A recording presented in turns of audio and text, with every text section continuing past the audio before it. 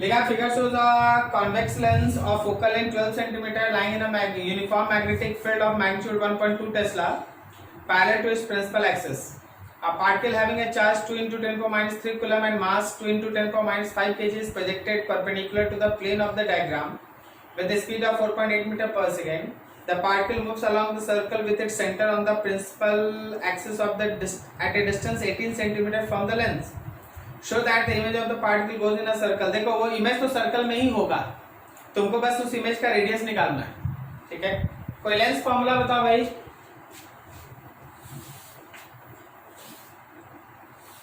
Lens formula याद है आपको?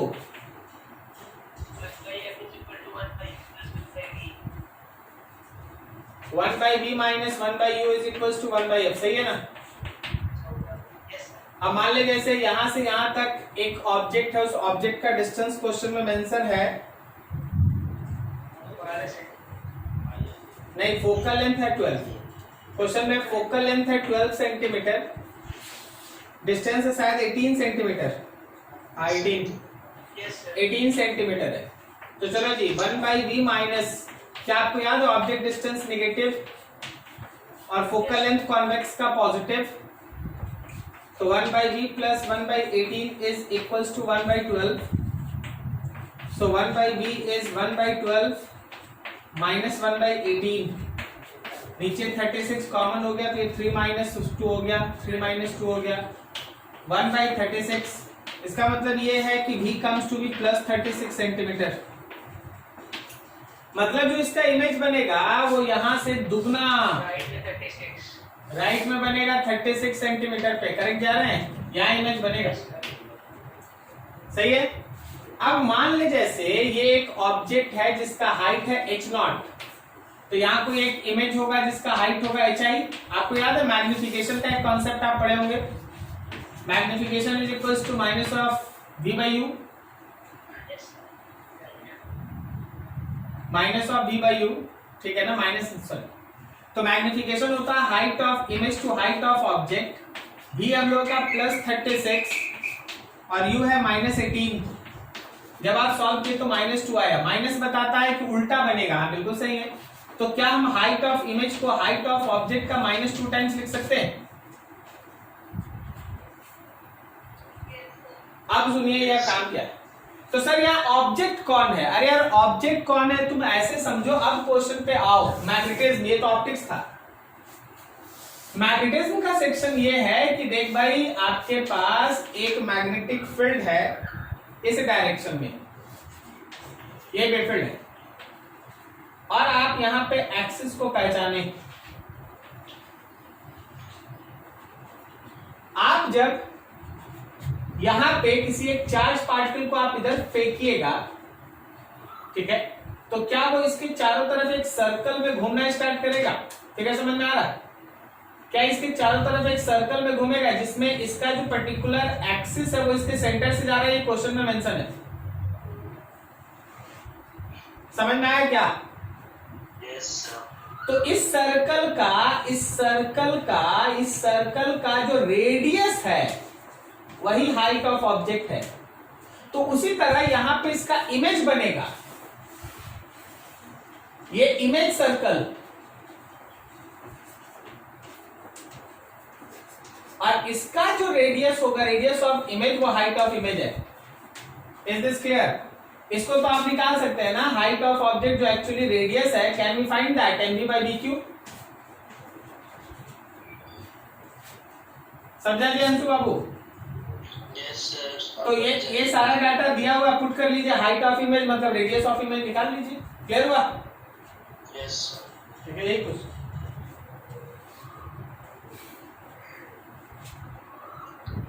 सर 42 निकालो।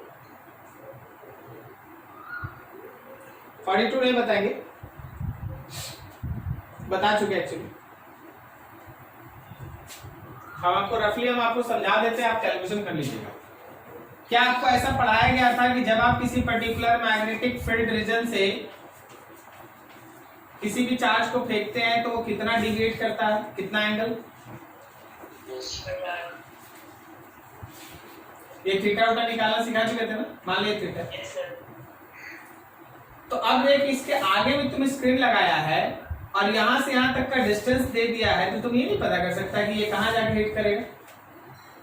Yes. ये थीटा मिला हुआ है।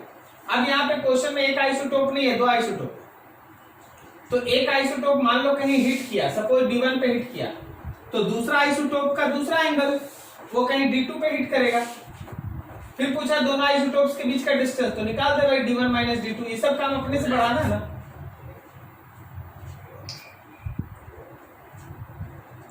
ऐसे करेगा तो बुक में 60 क्वेश्चन है, सब हम ही से पूछ ले।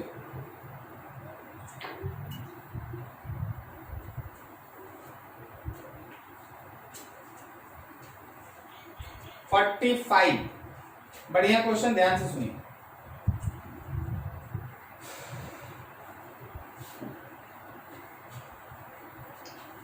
रफ कर दें? Yes, sir. क्या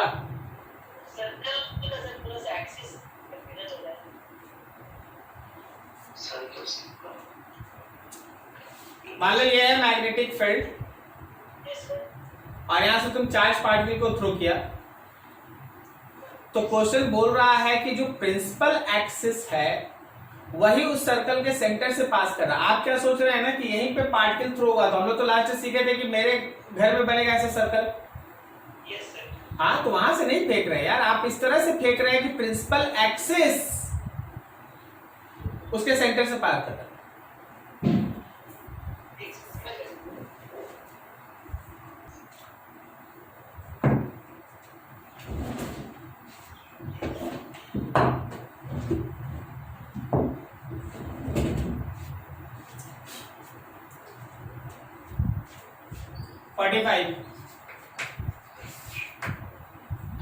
देखा, दो पार्टिकल दोनों का मास सेम है, placed in a separation D in a uniform magnetic field B as shown in figure.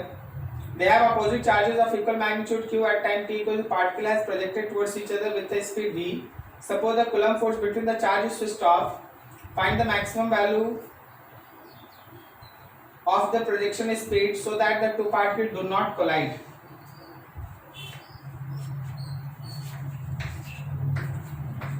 एक इस तरह का मैग्नेटिक फील्ड रीजन,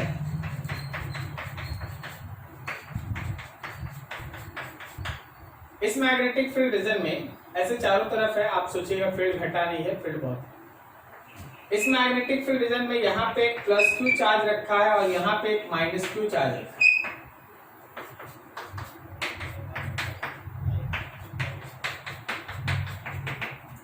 बोला गया दोनों को मैक्सिमम कितने स्पीड से आप फेंकेंगे अगर उनके बीच का सेपरेशन D है कि they does not collide with each other, they does not collide with each other। देखो, मान लो यहां से दोनों चार्ज पार्टिकल को एक दूसरे की तरफ आप फेंके, तो मैग्नेटिक फोर्स क्या करेगा ना, घुमाएगा उसको। एक प्लस Q है तो देखो क्या फोर्स ऊपर लग रहा है, दूसरा माइनस Q है, पाम नीचे आ रहा है, लेकिन माइनस इसलिए फोर्स फिर से ऊपर लग रहा है, मतलब दोनों घूमेगा ऊपर। सही है?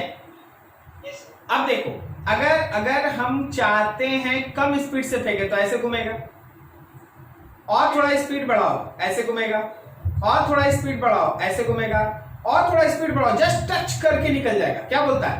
टच करके निकल जाएगा, टच करके निकल जाएगा। अगर तुम इससे ज्यादा स्पीड किया तो देख कोलाइड विथ ईच अदर। क्या समझ में आया?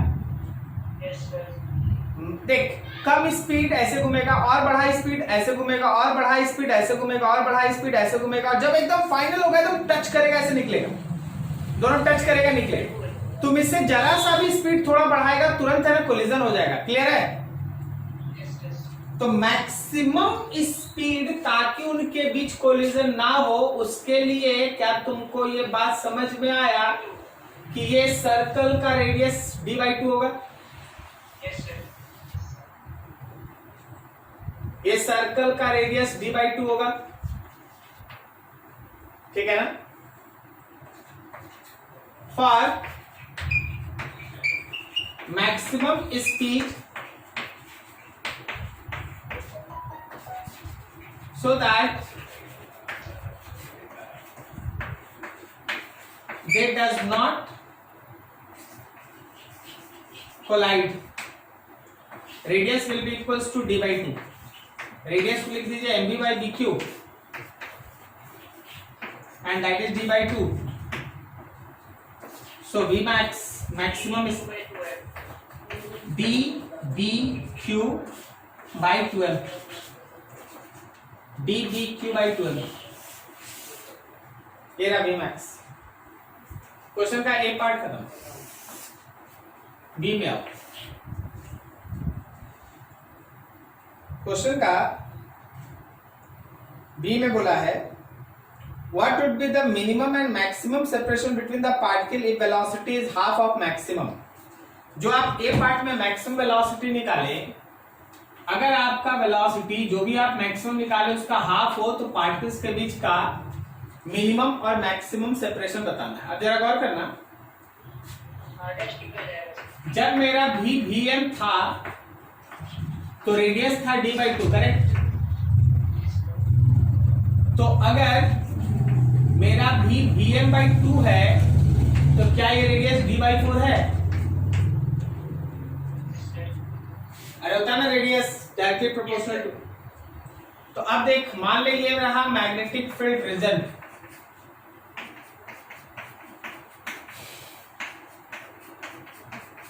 ये रहा हम लोगों का मैग्नेटिक फील्ड रीजन। हाँ, एक चार्ज यहां था प्लस क्यू था, एक चार्ज यहां था माइनस क्यू था, इनके बीच का सेपरेशन तो था डी, लेकिन अब ये एक छोटा सर्कल में घूमेगा, ये भी एक छोटा सर्कल में घूमेगा।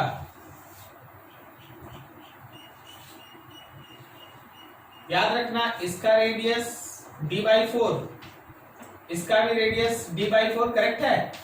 अब सोच, ये पॉइंट मान लो ए है, ये पॉइंट बी है, ये पॉइंट सी है और ये पॉइंट डी है। इस पॉइंट को ई मान लीजिए, इस पॉइंट को एफ मान लीजिए, ये रहा एफ जी और एच। तो बताओ दोनों पार्टिकल के बीच का मिनिमम सेपरेशन ये होगा ना, और मैक्सिमम ये होगा ना। क्या आप सबको बात समझ में आ रही है?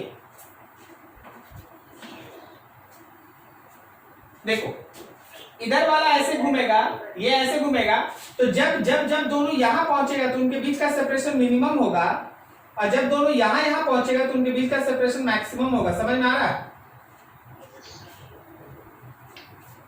तो अभी आप अगर उनके बीच का मिनिमम सेपरेशन का बात करेंगे तो पॉइंट होगा ए ई, और ये वैल्यू होगा डी बाई टू ना। और जब आप मैक्सिमम सेपरेशन का बात कीजिएगा तो पॉइंट होगा C G D plus D by two, that is 3d by two. क्या सबको समझ में आ रहा है?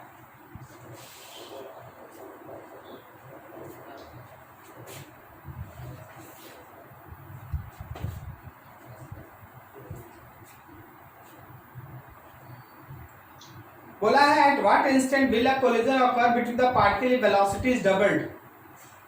अगर आप पार्टिकल के बीच का वेलोसिटी दुगना कर देंगे, फिर से सुनिए, अगर आप वेलोसिटी को मैक्सिमम का डबल कर देंगे तो क्या मेरा रेडियस अब डी हो जाएगा? क्या समझ में आ रहा है सबको? जब जब मेरा वेलोसिटी भी मैक्स के बराबर था तो मेरा रेडियस था डी बाई टू। तो जब मेरा वेलोसिटी मैक्सिमम का हाफ हुआ तो रेडियस भी हाफ हो गया, डी बाई टू का हाफ। और जब मेरा वेलोसिटी मैक्सिमम का डबल हुआ तो रेडियस भी डी बाई टू का डबल हो गया, डी। इसका मतलब क्या है? इसका मतलब ये फिगर देखना,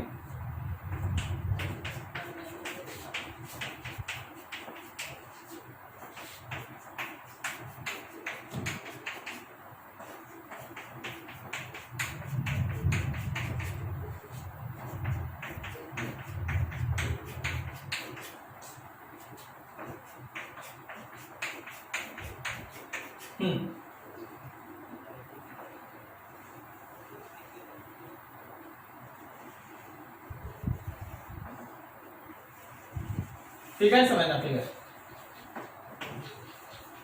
यहां पे है प्लस क्यू, यहां पे है माइनस क्यू। यहां से यहां तक के बीच का सेपरेशन है d और इसका सर्कल का रेडियस भी है d, तो ये घूमेगा ऐसे, समझे आप? और इसका भी रेडियस है d, तो ये घूमेगा ऐसे, मतलब ये इधर चला ये इधर चला, तो कोलिजन यहां होने का चांस है ना।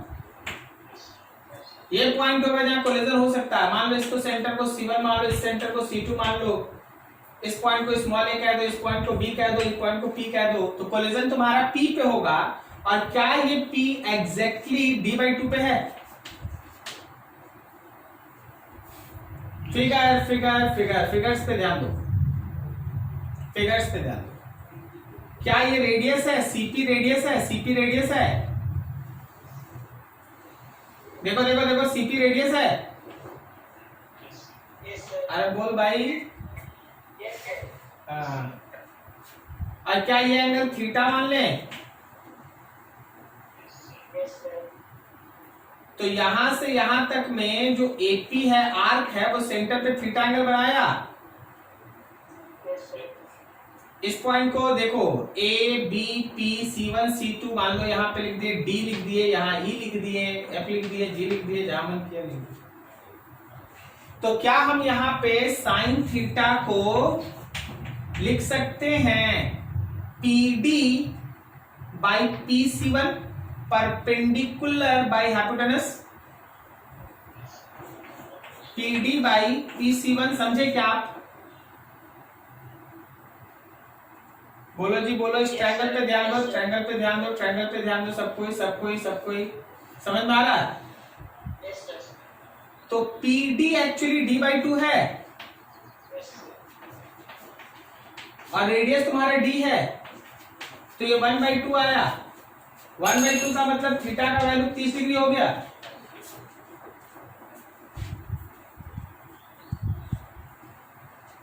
सही है? अब थीटा अगर आ गया तो टाइम निकालना लास्ट से सीखा था, t/2π इंटू थीटा। बोलो बोलो। तो t का वैल्यू है 2πm/dq, फिर से 2π और थीटा की जगह पे π/6, 2π cancel, so time will be कितना?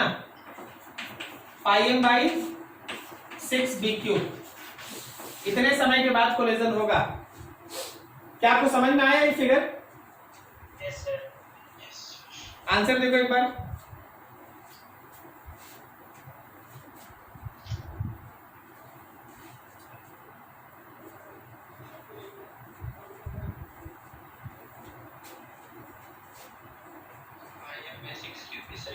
ठीक है ना?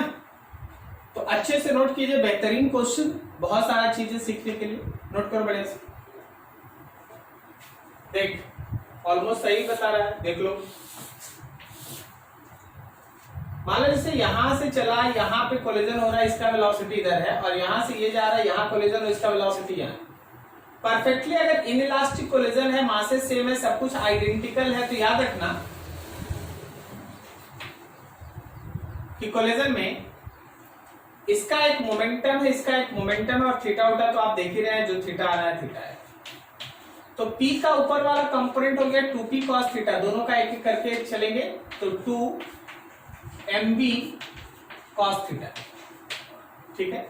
अब ध्यान रखना, इसका जो P sin थीटा है लेफ्ट की तरफ, और उसका जो P sin थीटा राइट की तरफ, दे कैंसिल्ड आउट। ओके, तो कोलिजन होगा, दोनों मास एक दूसरे के साथ चिपक जाएगा, they start moving in this way. क्या समझे? दोनों मास एक दूसरे परफेक्टली इनइलास्टिक, मतलब चिपक गया, तो they start moving in this. Clear है? इसके बाद में जो डिफ्लेक्शन होगा, अच्छा बोलो आगे।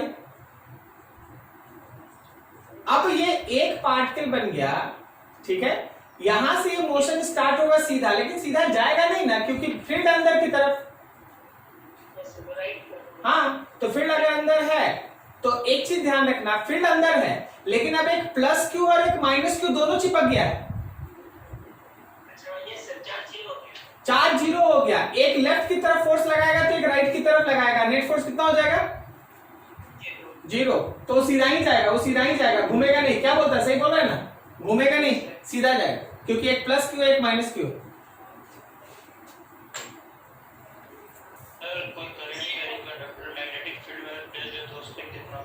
बिल्कुल सही, ऐसे ही आंसर दिया करो। कोई भी करंट कैरिंग कंडक्टर को अगर मैग्नेटिक फील्ड में रख दे तो उस पर कितना फोर्स लगेगा, यही लास्ट टाइम हम लोग सीखे थे। And the final equation is BIL sin theta, और we can write that cross product as IL cross B। ठीक है, देखो यहां से कुछ इंपॉर्टेंट पॉइंट्स उसका।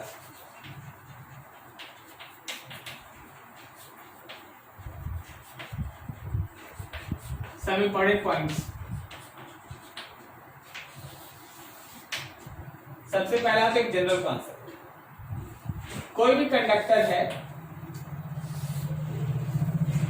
अगर उस कंडक्टर में I करंट फ्लो कर रहा है और उसका लेंथ है L and it makes an angle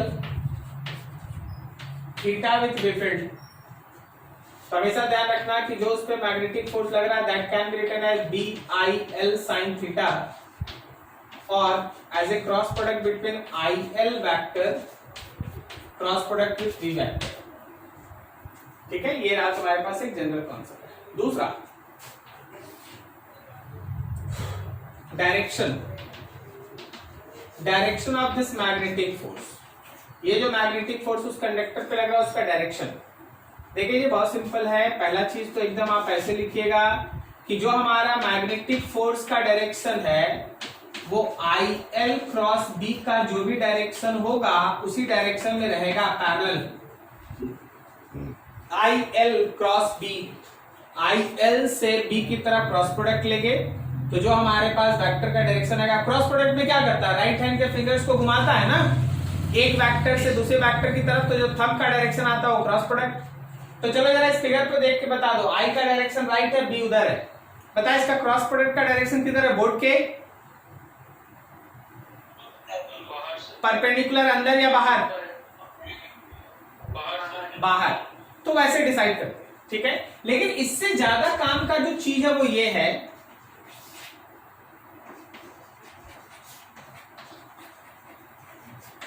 by using क्या बोला? अच्छा, उल्टा क्यों लगना चाहिए? तो यहाँ करंट में लिखा हुआ है, करंट ऑलरेडी ना इलेक्ट्रॉन के मोशन के अपोजिट में होता है। By using right hand rule. अब राइट हैंड रूल क्या है, फिर से वही राइट हैंड, तुम अपने राइट हैंड के थंब को करंट के डायरेक्शन में रखेगा, अदर फिंगर्स, बाकी जो आपका फिंगर्स है उसको बी फील्ड के डायरेक्शन में रखेगा। तो जो पाम का डायरेक्शन है वो फोर्स का डायरेक्शन होगा, थंब होगा करंट के डायरेक्शन में, बाकी फिंगर्स बी फील्ड के डायरेक्शन में, पाम होगा फोर्स का डायरेक्शन बताएगा। जैसे आप देखो और एग्जांपल देखो और समझो, यही देखो ना, समझो। तो देखो भाई, करंट और बी फील्ड, पाम बाहर आया, पाम बाहर आने का मतलब फोर्स बाहर, ओके। तो ऐसा आप हर जगह कर सकते हैं, ठीक है। अब थर्ड देखिए, for any irregular shaped wire, अगर हम लोग के पास कोई इरेगुलर शेप्ड वायर है तो आप हमेशा ध्यान रखिएगा कि magnetic force is equals to होता है BIL इफेक्टिव, BIL इफेक्टिव। ये L इफेक्टिव क्या है, where L effective is shortest distance between two ends of wire and perpendicular to B field। दो चीज है, जैसे जैसे हम आपको समझाते हैं ना, देखिए मान लीजिए जैसे हम लोग के पास ये एक मैग्नेटिक फील्ड का रीजन है, ये एक मैग्नेटिक फील्ड का रीजन है,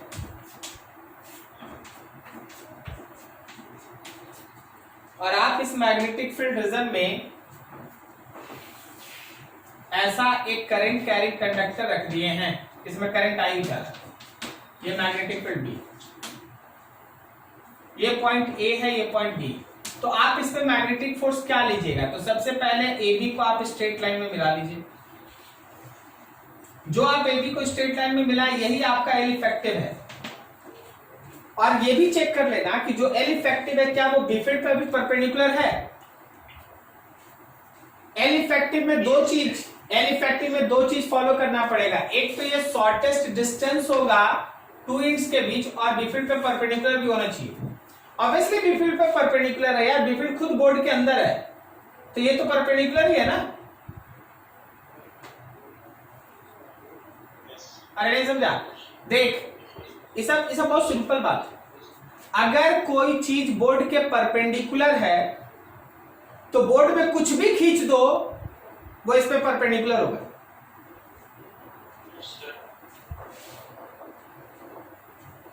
तो अगर हम तुमसे बोले कि इस पे बताओ भाई फोर्स, तो देख इस पे लगने वाला फोर्स होगा बी आई एल इफेक्टिव मतलब ए से बी तक का डिस्टेंस।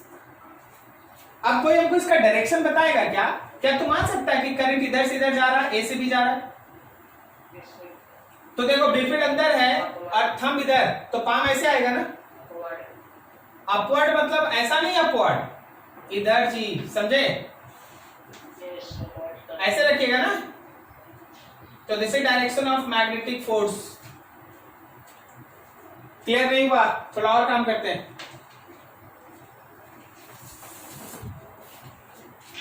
अगला देखना फोर्थ क्या, इसी का एग्जांपल देखो पहले, और एग्जांपल देखो।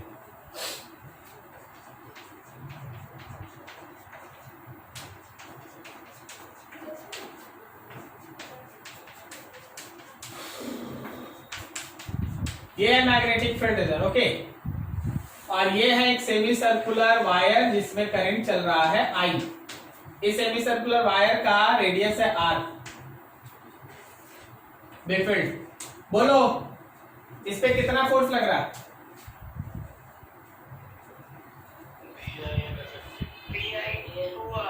बी आई एल इफेक्टिव कितना अभी? 2R।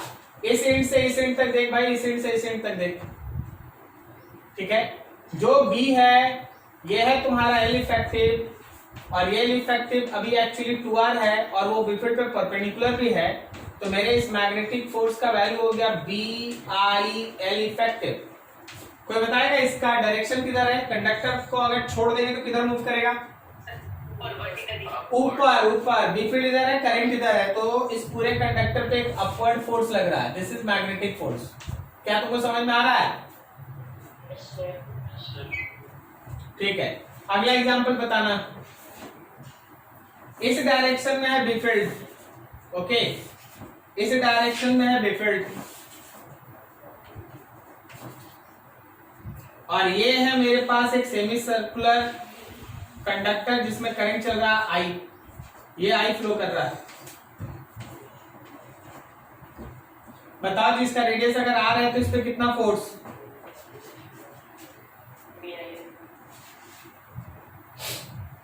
बोलो बी आई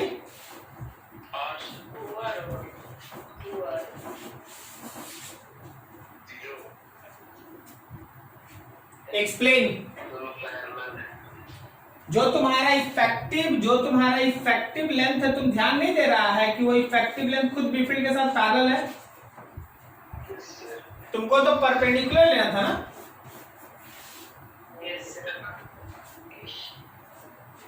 नोट करो, और भी है।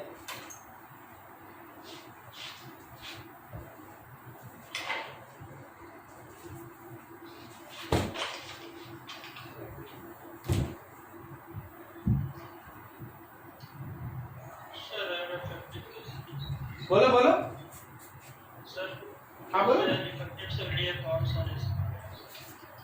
इंड है ना, कोई भी कंडक्टर लेगा तो दो इंड होगा ना, उनको सीधा मिला देना, बस वही L effective.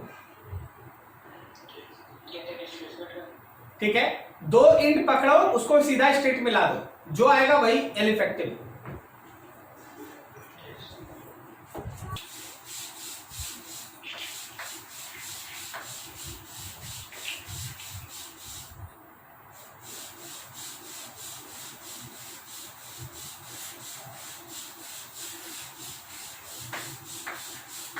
A B C, edge length L L, यहाँ कुछ है नहीं, ये एंगल है 60।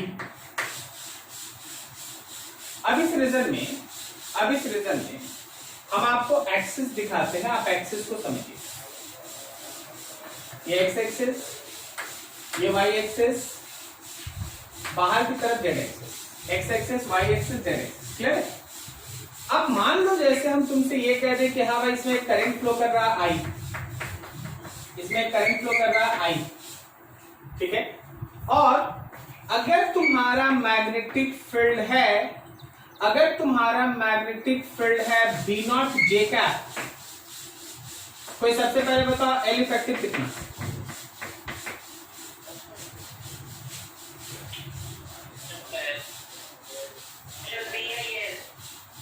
एल इफेक्टिव एसी है, करेक्ट है, मतलब एल है, और इक्विलेटरल ट्रायंगल बन जाएगा ना।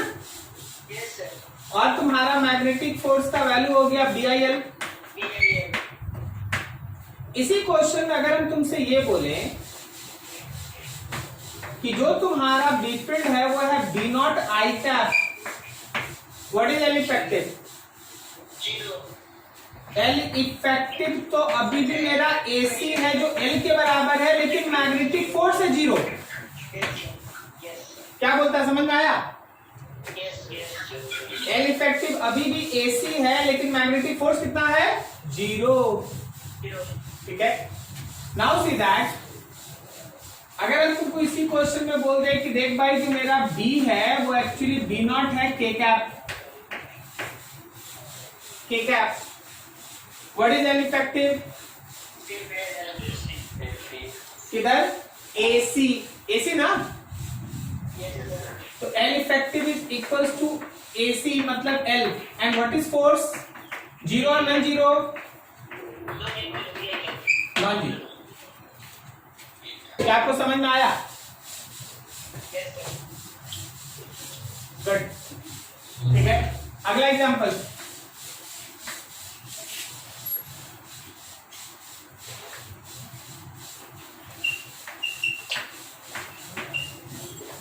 बिफिल्ड है, डॉट है, मतलब बोर्ड के बाहर है अंदर या अंदर है? बाहर है,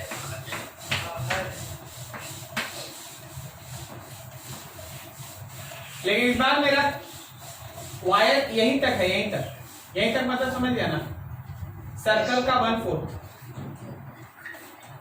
और इसमें करंट चल रहा आई, जिस सर्कल का हिस्सा उसका रेडियस लेना पड़ेगा आर, बिफिल्ड है बी। बोल भाई फोर्स कितना?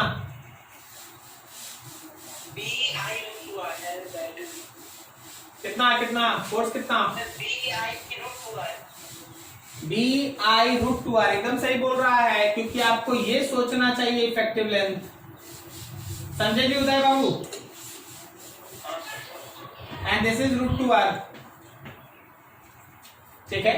सो the value of your magnetic force is B I root two R, ये मैग्नेटिक फोर्स।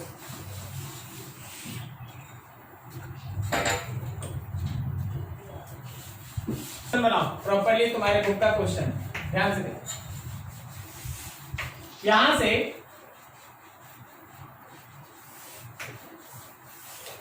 एक रॉड, इस रॉड का मास m है, लेंथ l है, उसको आप दो थ्रेड से बांध के हैंग कर दिए, थ्रेड है, एंगल है टोटल 60, ये l है, ये l है, ये भी है। अभी पूछा गया थ्रेड में, यहाँ पे वायर के साथ आप यहाँ पे एक की के मदद से इसको पूरा ऐसे जोड़ के रखे हैं, की ओपन, इस पूरे इन्वायरमेंट में एक मैग्नेटिक फील्ड है ऐसा डी बोला गया। फर्स्ट क्वेश्चन, व्हेन की is open find tension in thread. जब की ओपन है थ्रेड का टेंशन निकालो। जब पता है जब की ओपन है ना तो क्वेश्चन मैग्नेटिज्म का नहीं है, एमएलएम का है। सीधा सीधा मान ले यहाँ टेंशन लग रहा है टी, तो टी का ऊपर वाला कंपोनेंट हो जाएगा टी का कॉस 30 ना, आधा है ना तो 30 है ना है, और फिर यहाँ भी होगा टी, तो टी का ऊपर वाला कंपोनेंट हो जाएगा टी का कॉस 30 और नीचे की तरफ हो जाएगा एमजी। क्या बोलता सही है? Yes, sir. तो बहुत आसानी से भी आप इक्वेट कर दीजिएगा 2t cos mg और निकाल लीजिएगा t। अब क्वेश्चन का दूसरा हिस्सा,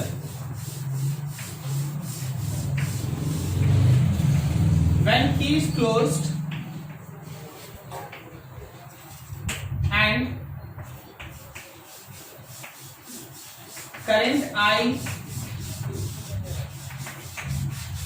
start flowing in conductor,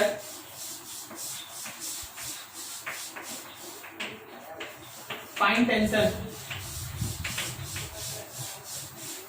अब बोलो कैसे बनेगा? G50 निकाल लेंगे। क्या? मतलब G में जो फोर्स लगेगा B का वो कनेक्ट कर लेंगे। अच्छा सुन ली। और किसी का कुछ? मैग्नेटिक फोर्स जो लगेगा उसको mg से बैलेंस कर देंगे। एकदम सही बोला। मैग्नेटिक फोर्स किधर लग रहा है बताओ जरा। ऊपर की तरफ। बस हो गया। तो फालतू में इधर उधर का टेंशन क्या लेना। नया फ्री बॉडी डायग्राम ऐसा भाई, नया फ्री बॉडी डायग्राम ऐसा है कि चल नया टेंशन का cos 30, नए टेंशन का cos 30, नीचे की तरफ mg, और जब करंट लेफ्ट से राइट जाएगा ना और बीपीड अंदर है तो क्या फोर्स ऊपर लग रहा है? तो BIL ऊपर। हो गया आंसर। इस बार हम लिखेंगे 2t cos 30 plus BIL is equal to mg और यहां पे t निकाल देंगे। क्या आप समझे? अगर क्रॉस बी फील्ड के जगह पे डॉट फील्ड होता तो क्या बदल जाता? टेंशन बढ़ता कि घट जाता? अरे बढ़ जाता यार। BIL नीचे काम करता, फोर्स नीचे काम करता तो टेंशन बढ़ जाता ना। ठीक है, तो इसी तरह का क्वेश्चन आते रहेगा, आप झेलते रहिए। मेरा काम खत्म। अब आप न्यूमेरिकल बनाइएगा, जो राउंड होगा बताएंगे। नोट कीजिए अच्छे से।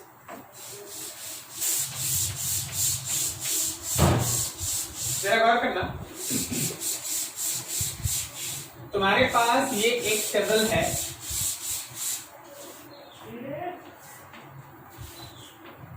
इस टेबल के ऊपर एक रॉड रखा है ऐसा,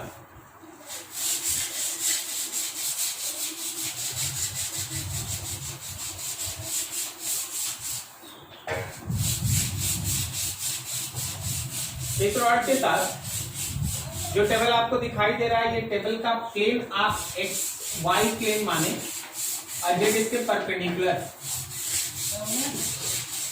तो आपका ये जो रॉड है वो तो चलिए ठीक है, इस तरह से ऐसे रख दिया है, लेकिन इस एनवायरमेंट में जो मेरा बीफील्ड है वो है B नॉट K कैप ऊपर की तरफ।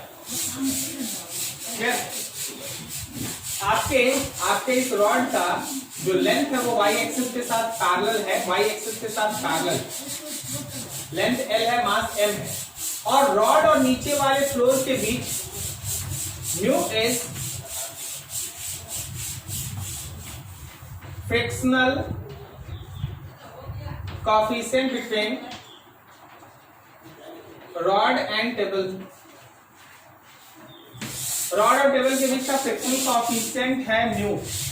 तुमसे ये बोला गया कि अगर मान लो जैसे हम लोग इसको एक सेल से कनेक्ट कर दें और यहाँ पे की हो तुमसे बोला गया find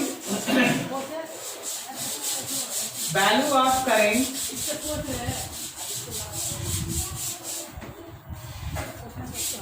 in conductor so that it starts moving, इसका मोशन स्टार्ट हो सके। चलो बताओ कैसे बनेगा।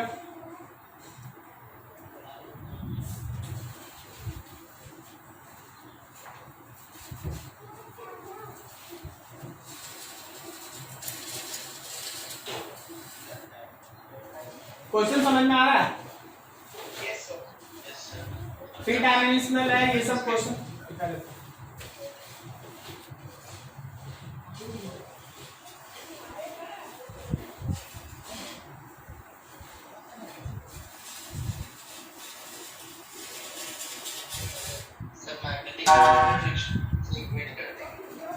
क्या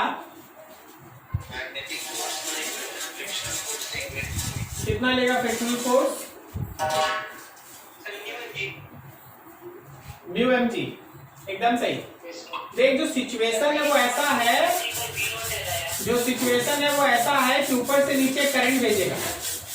अब देखो देखो देखो ध्यान से देखो, ये रहा हम लोगों का बीट का डायरेक्शन, ये रहा हम लोगों के करंट का डायरेक्शन। तो फोर्स किधर है? नेगेटिव एक्स की तरफ। तो जो मेरा मैग्नेटिक फोर्स है, क्या वो मैग्नेटिक फोर्स BIL है? और जो मेरे फ्रिक्शन का मैक्सिमम वैल्यू ये सरफेस हमको प्रोवाइड कर सकता है, क्या वो म्यू एन या फिर म्यू एम जी है? फॉर मोशन ऑफ रॉड, अगर हम लोग चाहते हैं कि रॉड का मोशन हो, तो जो मैग्नेटिक फोर्स है that should be either greater than और at least equals to friction maximum. क्या सही जा रहे हैं? So it should be equals to BIL should be greater than or equals to mu mg, or your current should be either greater than or equals to mu mg divided by BL. Your current should be either greater than or equals to mu mg by BL. Is this clear? समझ में आया? तो ये सब questions आपको magnetism में मिलने वाला है। 11 का लॉज ऑफ मोशन जो आप मैकेनिक्स पढ़े वो सब इसमें इंक्लूड होगा। ठीक है, तो आज के लिए यही रखते हैं। नेक्स्ट टाइम इससे आगे बढ़ेंगे क्योंकि हमको इसमें टॉर्क लेके चलना है अगले दिन, और टॉर्क थोड़ा एक अलग सा सेक्शन ही है, तो अब हाथ डाल के आज कोई फायदा नहीं है, डेरिवेशन होगा। नेक्स्ट डे चलेंगे। क्या ये पूरा टॉपिक समझ में आया आपको? बहुत इंपॉर्टेंट है ऑब्जेक्टिव्स। ठीक है, नोट कीजिए। इसके बाद आपका केमिस्ट्री का क्लास है, बैठिए आराम से। क्लियर? Thank you.